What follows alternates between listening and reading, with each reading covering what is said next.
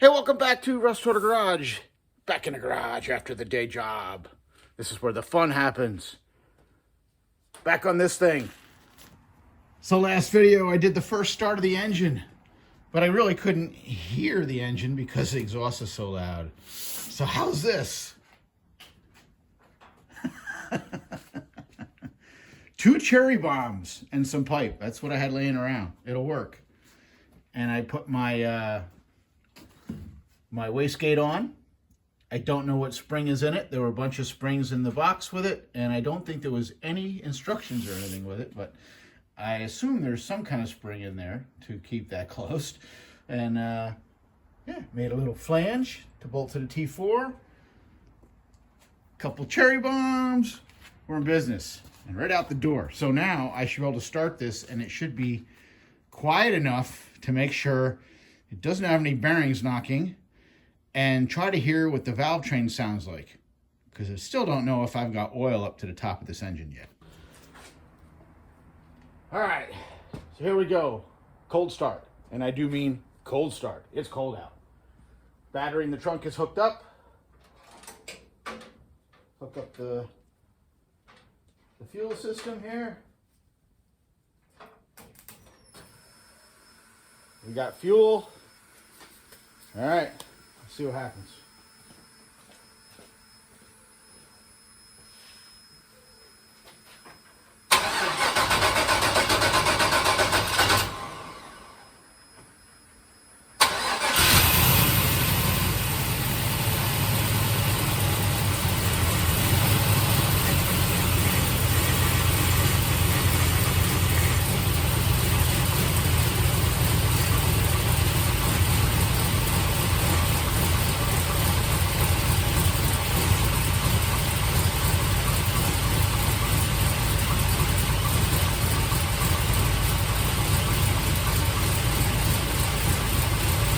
That's not terrible. It's got like 45 pounds of oil pressure.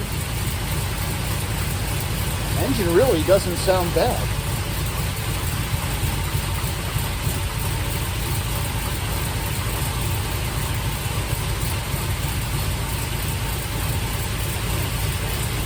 I don't want to run it too long because there's no cooling system, but it doesn't sound as lifter clattery as I would have expected if I had a lot of lashing.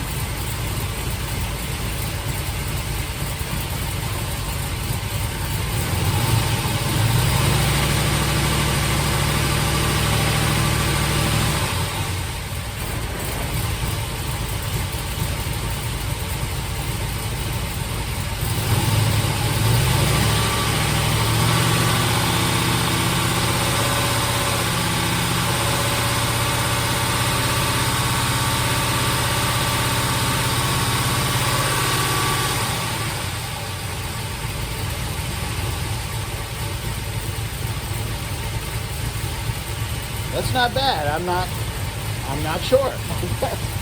Without pulling the valve covers, I guess I really can't tell if it's got lash or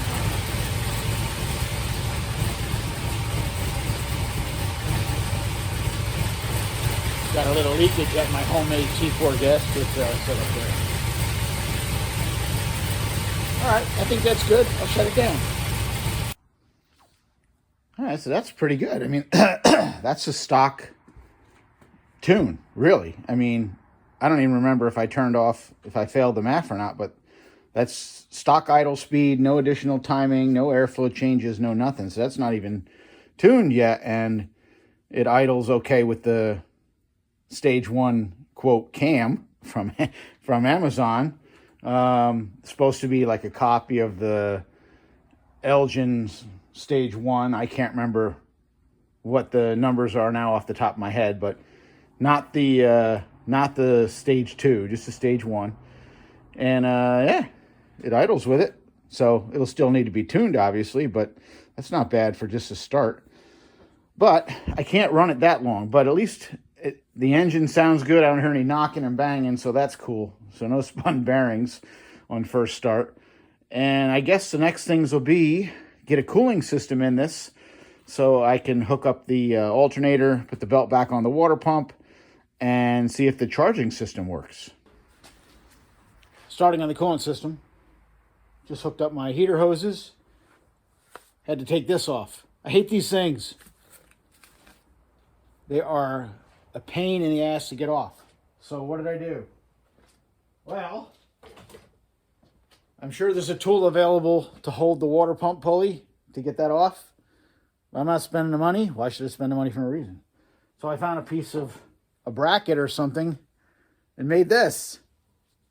It's a piece of metal with a couple bolts left over from one of the parts cars that are threaded in there, and a piece of steel welded on the back to support it. And those little bolts fit right into the water pump. Hold on, I'll show you. 2 bolts fit into the water pump like that. And then the angled side, when I turn the fan, it hit the pulley there. You can see the mark it left on it. Next time I'll put a piece of wood under it. And yeah, that held the pulley and it spun the fan right off, no problem. So that worked good. Put a little nick in my pulley, but that won't matter. All right, well, the reason I needed the fan off was, next thing I have to look at is the thermostat housing. I have to see and make sure that the opening on there is 2.05 inches diameter. Otherwise, I can't switch to the 2-piece thermostat and a water neck. And I don't want to use that water neck. Obviously, it's sending the radiator hose over there, which isn't going to work. I want it to go straight down. So, get that off and make sure that's good. All right, so I got to check this opening on this water pump. Make sure this is the right diameter to use a 2-piece thermostat and water neck. Because I'll assume this is a 1-piece. And it is. So this is the built-in thermostat. Not able to take these apart. But the 2000 and I think it was 2004 up, used the 2-piece. And the 2-piece will retrofit as long as you have a water pump with a 2.05 diameter opening. So let's get the calipers out and see if I lucked out, which I was planning on using this because it's not the original water pump. So I'm hoping this is one of the later model ones.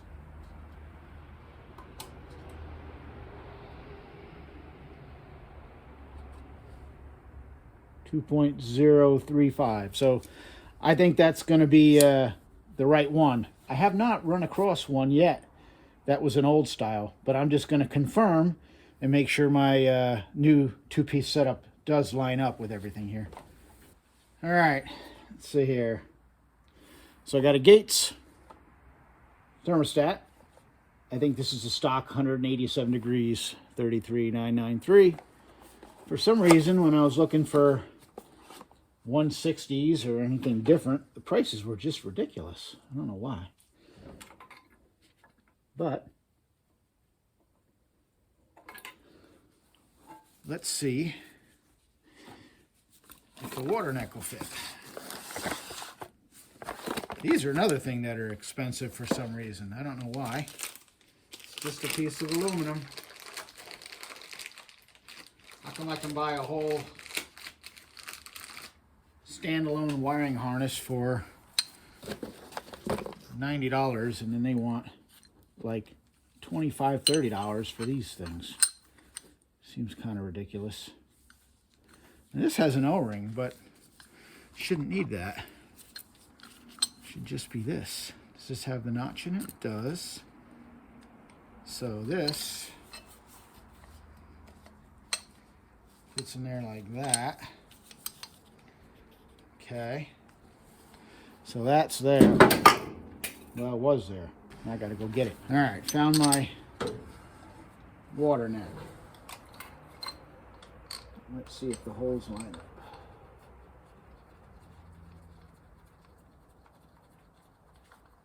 Now this one just shoots straight down.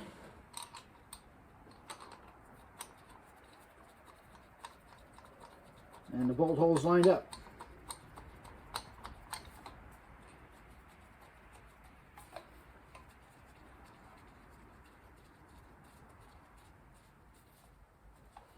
Good.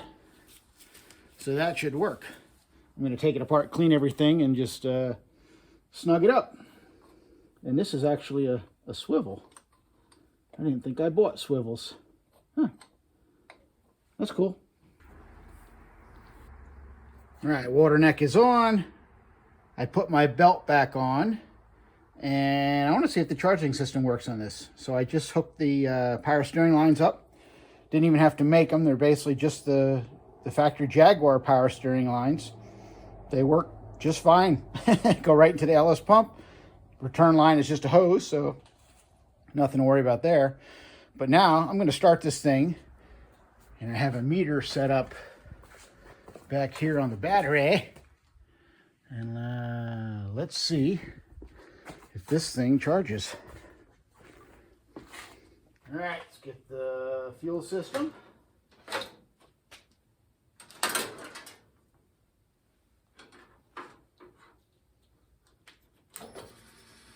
Fuel's on, so I'm going to do a couple of things here. I'm going to start it, see if my power steering works okay, and then check the charging.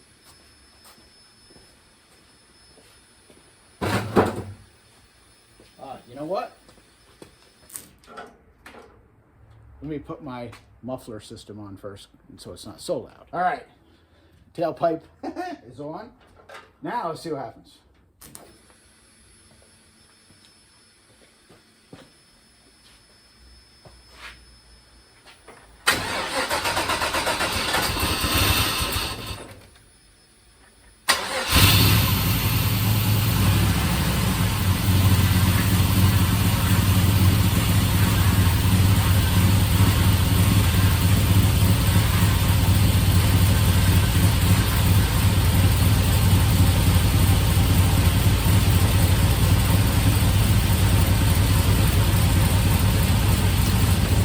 All right, let's go see.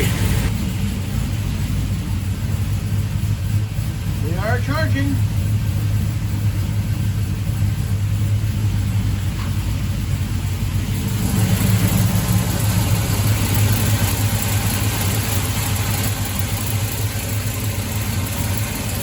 Power steering works.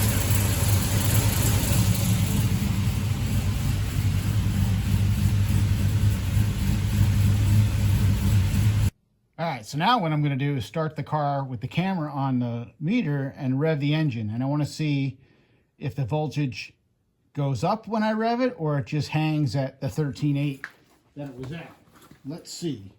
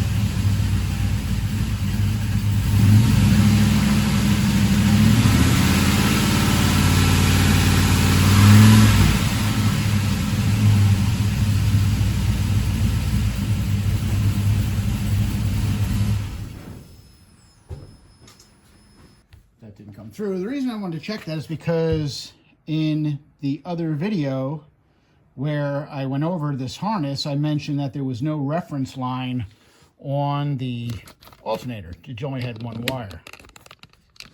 And I didn't know if that was going to be a problem or not.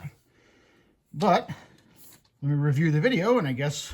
All right, so I just looked at the video there and you could see that we pretty much hung around 13 volts, which is what I thought would happen because the alternator only has one wire on it, and that's just a field wire to excite it.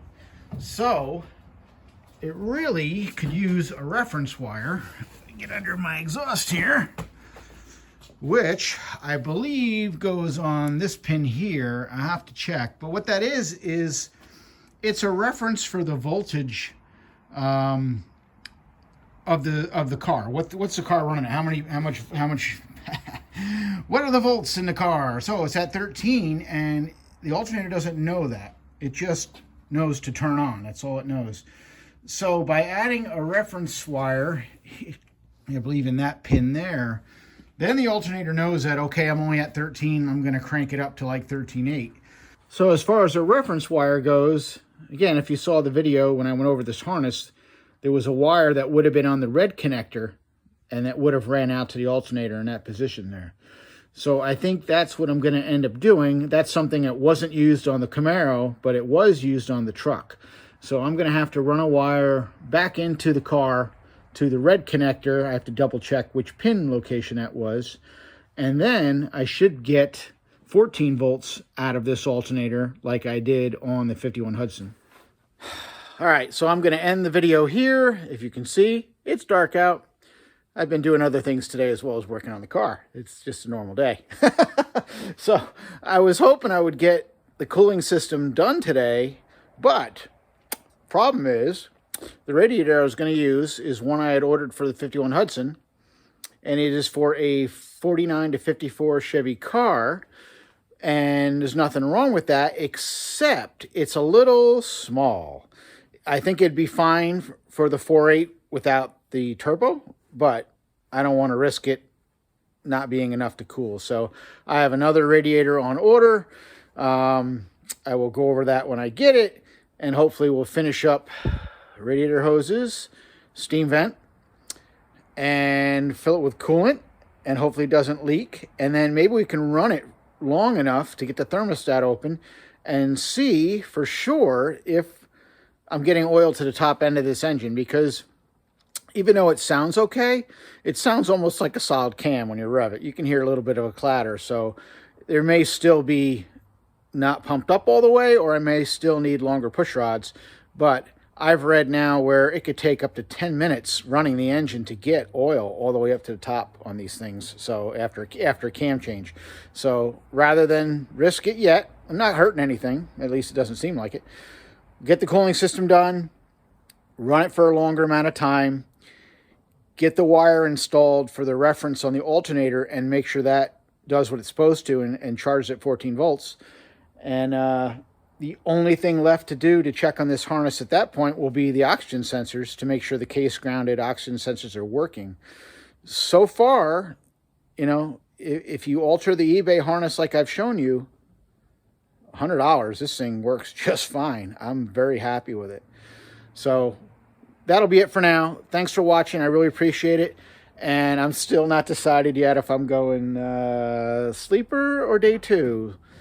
Still kicking it around. But maybe we'll decide by the next video. Maybe not. All right. Thanks for watching. Catch you later. Bye.